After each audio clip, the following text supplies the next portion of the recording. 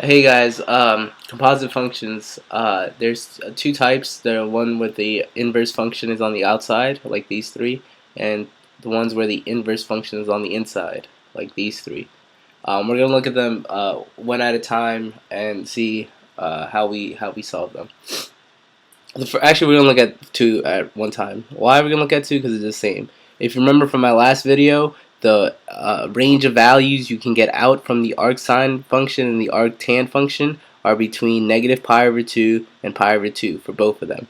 For the sine function, we can include negative pi over 2 and pi over 2. For the arctan function, we don't include negative pi over 2 and pi over 2. So if you want to see why we limit the domain there, you can watch my last video. It explains it all precisely. So how do we solve these kind of problems? Arcsine of sine of pi over 2. Well, there's two types of problems for these kinds of when the inverse function is on the outside. The first type is when it's already in the domain, right? Sorry, it's already in the range. So all our values are between negative pi over 2 and pi over 2. So this says take the sine of pi over 4, right? Well, what's the sine of pi over 4? Pi over 4 is over here somewhere, and it has the sine of square root of 2 over 2. Then arcsine says, what's the angle that has a sine of square root of 2 over 2? Well, I just took it. It's pi over 4. So since it's already in the range, then these two guys just cancel out, and the answer is pi over 4. It's the same thing with tangent. If it's already in the range, if it's already in between negative pi over 2 and pi over 2, then these two guys can cancel out. Tangent of negative pi over 4, or sorry, negative pi over 5 is going to be some number. Then arctangent says, what angle has a tangent of that number? Well, we just took it. It's negative pi over 5. It's just undoing it. And since it's already in the range, it's going to give you the angle that's in that range. So if it's in the range, just cancel it. That's all you got to do. Look at the angle, and if it's in the range, cancel the two operations, just like multiplication or division or adding and subtracting. Just cancel them out, and you're left with the angle, and that's your answer. But sometimes it's not in the range. Sometimes it says, let me fix this. I should say sine. Sometimes it'll say arcsine of sine of 7 pi over 6. Is 7 pi over 6 between negative pi over 2 and pi over 2? No, of course not. It's way too big. It's somewhere out here, right? We limited our domain from pi over 2 or negative pi over 2 to pi over 2. This angle is way out here, but it does have a sine. It has a sine of negative 1/2. The arcsine, though, wants to know what angle has a sine of 1/2 that's inside of the range. So we want the one that's inside of the range. So we want that one instead.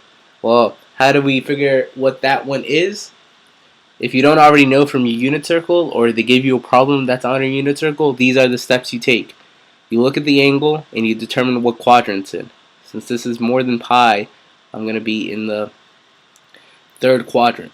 So I'm going to sketch an angle in that third quadrant, and that angle is going to be 7 pi over 6. The next thing you do once you sketch your angle is find its reference angle. Why do I want to find its reference angle? Because I know all angles that have the same reference angle have the same trig values. So this reference angle, I know if this is pi and this is 1/6 more than pi, then this angle must be pi over 6. It's pi over 6 more than pi. And if you want, you could do, you could subtract pi from it and find it that way. So now I have the reference angle. Once I have the reference angle, so I sketched it first, then I found the reference angle. Once I have the reference angle, then I ask myself, well, is sine positive or negative here? If I'm in a quadrant where the sine was positive, I'd use the positive reference angle, and my answer would be positive pi over 6. If my sine were negative, I'd use the negative reference angle, and my answer would be negative pi over 6. So since we're in the third quadrant, and all star trig class tells me that only tangent is positive in the third quadrant, then I must have to use my negative angle, since this is 7 pi over 6 is going to be a negative sign. So my answer is negative pi over 6. The same thing works for tangent too. If it's not inside the range, we have to find the angle that is inside the range that has that same sine or tangent. So that's tangent and cosine, tangent and sine. But what about cosine? Well, the only reason I didn't do cosine in there is because the range is different. For cosine, the range of values for inverse cosine is between 0 and pi. We still take the same considerations though.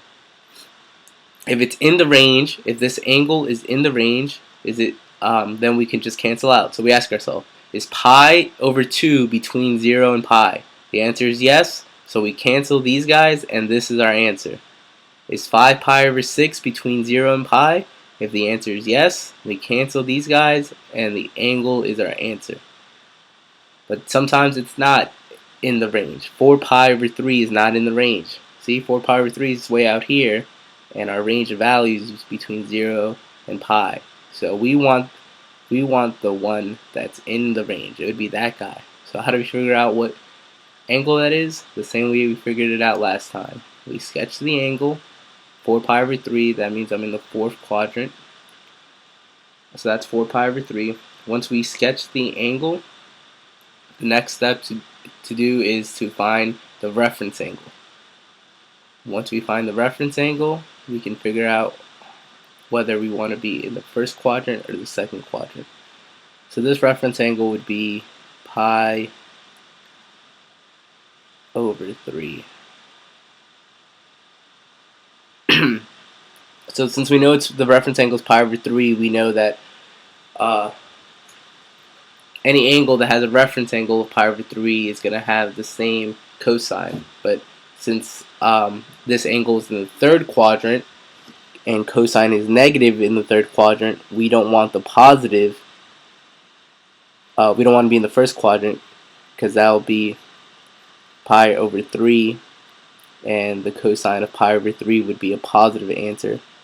We want the one that will give us a negative answer. So we're not going to be in the first quadrant, but instead we're going to use the reference angle in the third quadrant. We're going to go up pi over 3 and figure out what this angle is. So that bigger angle is going to be our answer.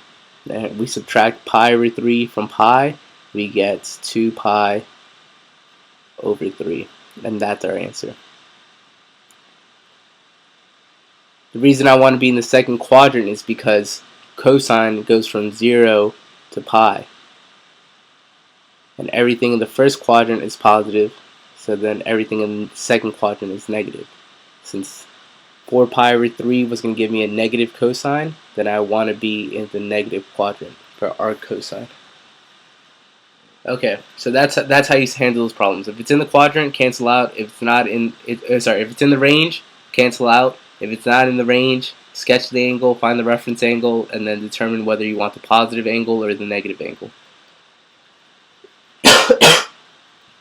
What about when the the inverse functions on the inside, like these guys? Well, these are a lot more simple. It's really easy. The only answers are going to be no solution or it cancels out. If the number in here is between -1 and 1, then just cancel out and that's your answer. If it's not between -1 and 1, then it's nonsense. The answer is no solution. So you can write no solution, and that's just nonsense. You can't do that. Why can't you do that? Because you can't. No, there's no angle that has a sine of 3. There's no angle that has a sine less than 1. There's no angle that has a sine greater than 1. And that's the same thing for cosine. So this would never produce an answer. That's why there's no solution. For tangent, though, if arctangent, the range is all real numbers. So you can put any number in here, and if you're taking the tangent of that, it would always cancel out. And then this will be your answer. So for tangent, it always cancels out. For sine and cosine, the number has to be between negative 1 and 1. If it's not, then the answer is no solution.